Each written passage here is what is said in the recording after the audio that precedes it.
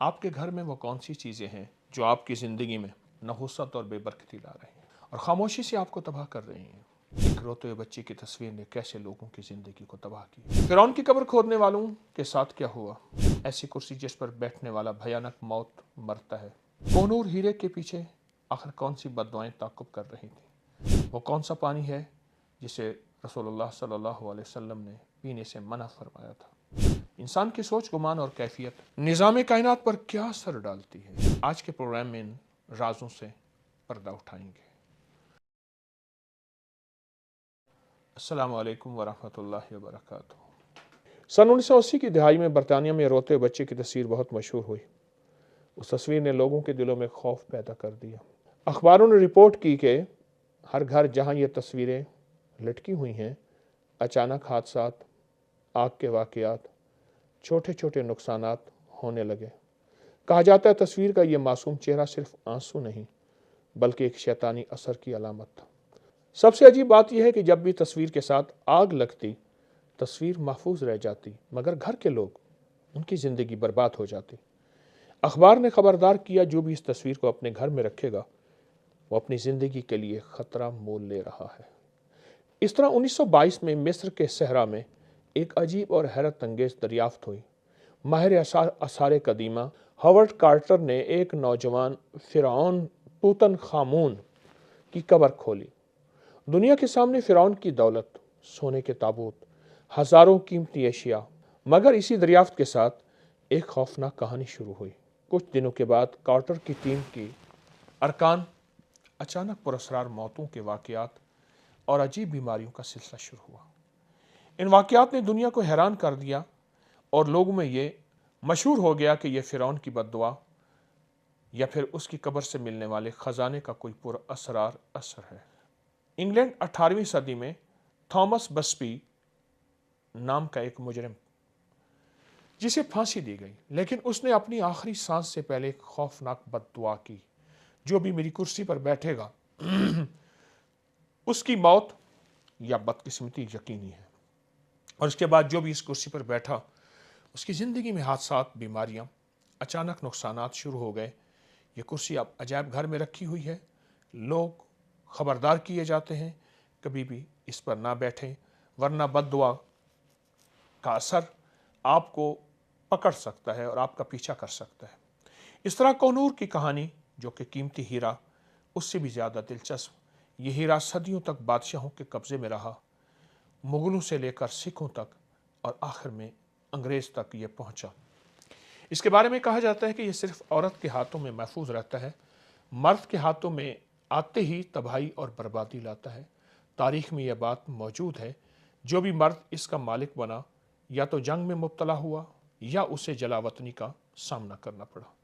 یہ واقعات میں نے آپ کو سنائے۔ آپ نے دیکھا کہ کیسے ان چیزوں نے لوگوں کی زندگیوں پر اپنا اثر ڈالا اور آخرکار ان کی موت کا سبب بنے۔ اس کی کیا وجہ ہے؟ آئیں اس راز کو جانتے ہیں۔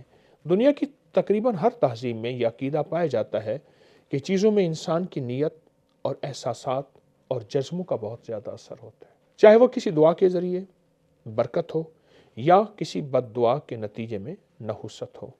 چیزیں ہر قسم کی توانائی کو اپنے اندر جذب کرتی ہیں۔ انسان کے گمان کا اس کے اعمال اور ارد گرد کی چیزوں پر گہرا اثر پڑتا ہے۔ انسان کے گمان کا اس کی زندگی پر کیا اثر ہوتا ہے، اس بارے میں قرآن و حدیث میں کیا فرمایا جاتا ہے؟ اللہ جل شانہ نے فرمایا، تمہاری اس بدگمانی نے جو تم نے اپنے رب سے کر کے رکھی ہے تمہیں ہلاک کر دیا، اور آخرکار تم نقصان اٹھانے والوں میں ہو۔ یہ آیت ہے، اس کا ترجمہ ہے سورۃ حامیم سجدہ کا، اور 23ویں نمبر کی آیت ہے۔ اس طرح ایک حدیث قدسی ہے، اللہ پاک فرماتے، میں اپنے بندے کے گمان کے مطابق ہوں جیسا وہ گمان مجھ سے رکھے گا۔ غزوہ تبوک کے سفر میں جب رسول اللہ صلی اللہ علیہ وسلم کا گزر مدائن صالح کی عذاب یافتہ بستی حجر پر ہوا تو آپ نے صحابہ کرام کو اس علاقے سے تیزی سے گزرنے کا حکم فرمایا۔ خود چادر سے سر اور چہرہ مبارک ڈھانک لیا اور تیزی سے سواری گزار کر آپ وہاں سے تشریف لے گئے، اور اس کے علاوہ آپ نے صحابہ کرام نے اور آپ کے ساتھ جو اہل البیت تھے ان کو ان علاقوں کے کنووں سے پانی بھرنے سے بھی منع فرمایا۔ تو بعض صحابہ نے عرض کیا ہم تو ان کنووں سے پانی بھی بھر لیا ہے اور اس پانی سے آٹا بھی گوندھ لیا ہے۔ آپ نے فرمایا اس پانی کو بھی گرا دو اور آٹے کو بھی گرا دو۔ اور بعض روایت میں آتا ہے آٹا اونٹوں کے سامنے بطور چارہ ڈالنے کا حکم دیا کہ آٹا اونٹوں کو کھلا دو۔ آپ نے صحابہ کرام سے فرمایا جس کنویں سے معجزے کے طور پر ظاہر ہونے والی اونٹنی پانی پیتی تھی اس سے پانی بھر لو، یعنی مدائن صالح علیہ السلام کی وہ جو اونٹنی تھی اس سے معجزے کے طور پہ جو پانی پھوٹا تھا اس سے پانی بھر لو۔ صحیح بخاری کی یہ روایت ہے۔ یعنی اس بستی میں جہاں عذاب نازل ہوا تھا وہاں ان لوگوں کے گناہوں کے منفی اثرات منتقل ہو گئے تھے، اور آپ صلی اللہ علیہ وسلم نے اتنی احتیاط فرمائی کہ وہاں سے تیزی سے گزرنے کا حکم دیا، وہاں سے پانی بھرنے سے بھی منع فرمایا۔ اس طرح جہاں کوئی نیک واقعہ ہو، کوئی نیک ہستی رہتی ہو، اعمال ذکر اور عبادات ہوتا ہو، وہاں پر ان کے نیک اثرات بھی پڑتے ہیں اور صدیوں تک باقی رہتے ہیں۔ شاہ ولی اللہ محدث دہلوی رحمۃ اللہ علیہ ایک جگہ سے گزرے، فرمایا نور کی بارش ہو رہی ہے، کیونکہ یہاں صدیوں پہلے ایک اللہ والے رہتے تھے۔ انبیاء اولیاء کے تبرکات میں برکت کیوں ہوتی ہے؟ کہ ان کے نور، اعمال، برکت، عبادات، ذکر اور ان کی کیفیات کا اثر ان کی استعمال کی ہوئی چیزوں میں منتقل ہو جاتا ہے۔